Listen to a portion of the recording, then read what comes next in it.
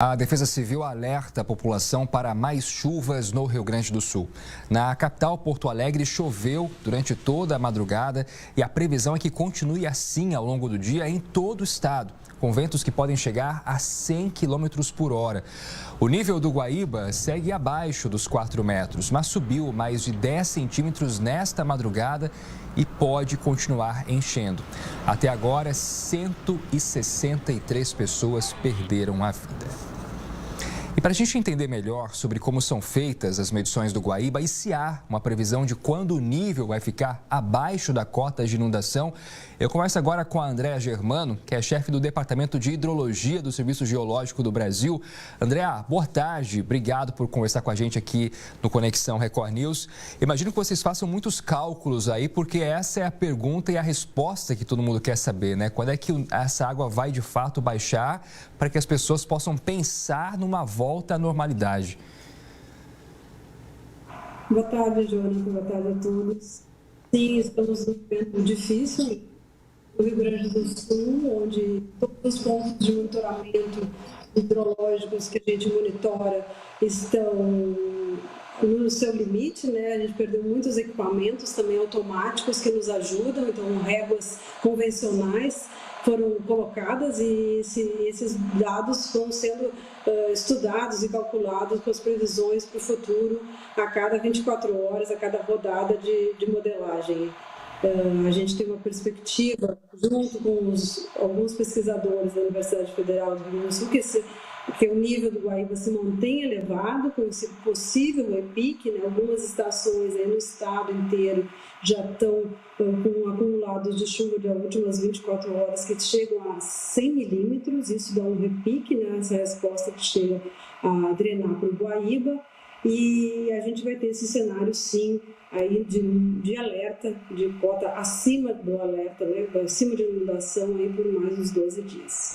Pois é, a gente precisa considerar então 12 dias, né, e somando tudo o que já aconteceu, né? A gente está em quase 20 dias dessa tragédia no Rio Grande do Sul, ou seja, deve levar mais de um mês desde o início das enchentes até que realmente chegue-se ao nível, né, que é ali a cota para que não haja alagamentos. Você falava há pouco, Andréa, sobre a questão da medição, né? E isso tem dificultado muito o trabalho de vocês, né?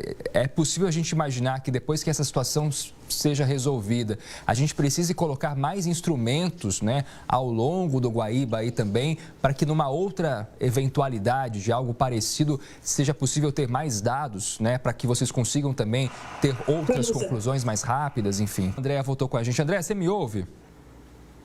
Sim, escuto sim. Cortou um pouquinho, caiu a nossa ligação. Também estou no escritório aqui do Serviço Geológico do Brasil, a gente fica aqui no Moças da Tereza. Realmente estamos com um problema de conexão bem estável. Não, a gente compreende. Mas você me perguntava sobre o monitoramento, né? A gente monitora mais de 200 pontos aqui no Rio Grande do Sul, né, onde somos responsáveis pela manutenção, operação, coleta dos dados de nível, de chuva, que fazem parte de uma grande rede hidrometeorológica nacional. Esses 200 pontos aqui no Rio Grande do Sul, e muitos deles,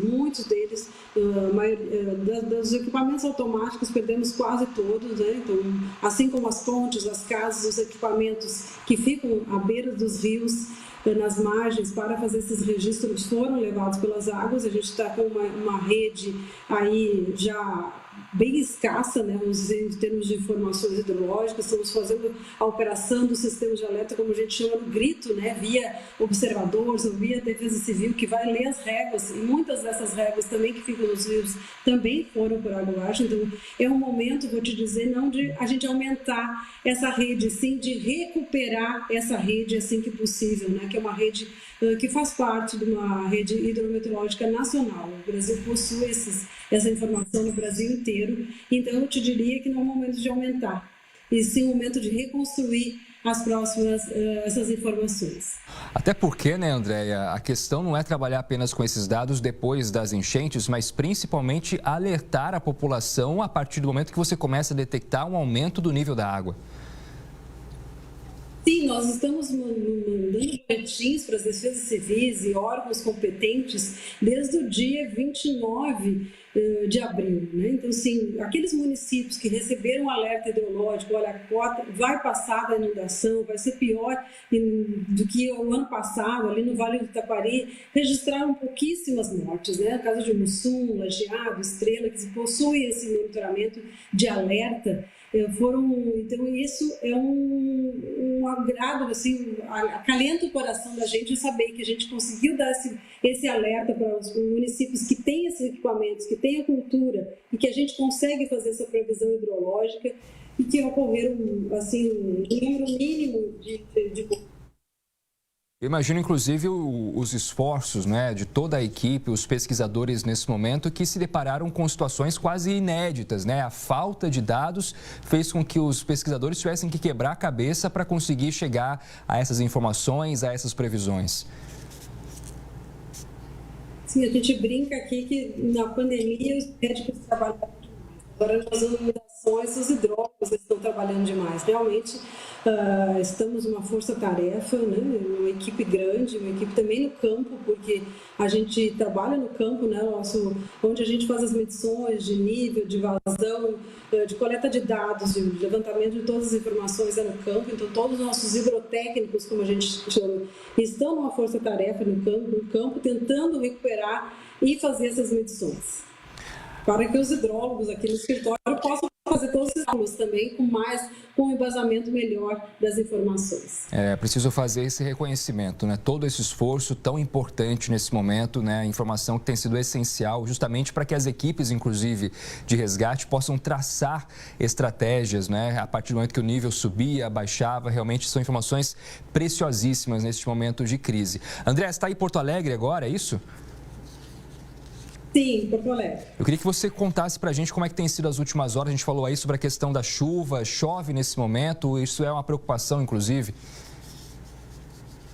Sim, a gente tem registrado aqui 20 milímetros nessa faixa central, incluindo aqui toda a bacia do Guaíba, e a perspectiva da meteorologia, que a gente usa como input aqui para os nossos modelos a meteorologia, de chuva até, que montam aí 100 milímetros, uma previsão de chuva, né, que podem chegar a 100 milímetros. Isso é muito preocupante porque as bacias aí que drenam do Caí, do Taquari, dos Sinos e a própria capital, né, drenam tudo para o Guaíba, que está num nível muito alto. Então já aconteceu com certeza, e se cair 100 milímetros da bacia do Caí nessa situação atual, a gente deixa o alerta aqui de antemão, porque a gente está sem equipamentos automáticos, né, mas a gente já deixa o alerta aqui, que é um grande estrago também na bacia do Caí, essas bacias de uma área de drenagem menor. Aqui em Porto Alegre, como eu disse, vai dar um repique, né, daqui a uns 2, 3 dias, mas nada preocupante. Mas eu volto a dizer que as pessoas que ainda estão em abrigo, ainda estão em áreas vulneráveis, ainda estão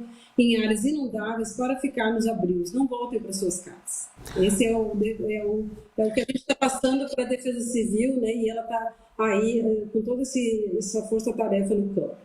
André, mais de 20 dias depois das enchentes, né? Qual é a situação hoje? Você percebe que as pessoas estão voltando ao trabalho, né? O que você consegue compartilhar com a gente ainda? Ou muitas pessoas que realmente não conseguiram voltar para casa, porque a gente mostrou até uma cena agora, né? Quando a água começa a baixar, o cenário é de muita sujeira, né? Muita destruição, olha só, colchões pelas ruas, né? O que tinha dentro dessas casas e que agora precisa ser descartado, não dá para aproveitar. Mas qual é a rotina que você tem percebido nesses últimos dias em Porto Alegre, agora que a água começa a baixar em alguns pontos da cidade? É um momento muito preocupante, né? Porque a gente tem muito lixo na cidade e caso a gente tenha algum problema ainda de retorno, um repique, que volte as águas do Guaíba para as ruas, então seria assim, se a gente pudesse dar uma dica aqui para a prefeitura, recolher todo esse lixo da rua. Sei que a força-tarefa está grande, mas seria o ideal, né? Então, que as pessoas circulassem menos também pela cidade, principalmente nesses dias de chuva. Está bem difícil a circulação de todo mundo, então realmente precisa. Pois é, agora é a segunda etapa, né? Realmente essa questão de toda a limpeza que será necessária para que as pessoas possam voltar para suas casas, enfim, diante de tudo isso que já enfrentaram. Andréa, muito obrigado pela sua participação aqui no Conexão Record News e até uma próxima. Bom trabalho para vocês aí. Obrigada, Jonathan.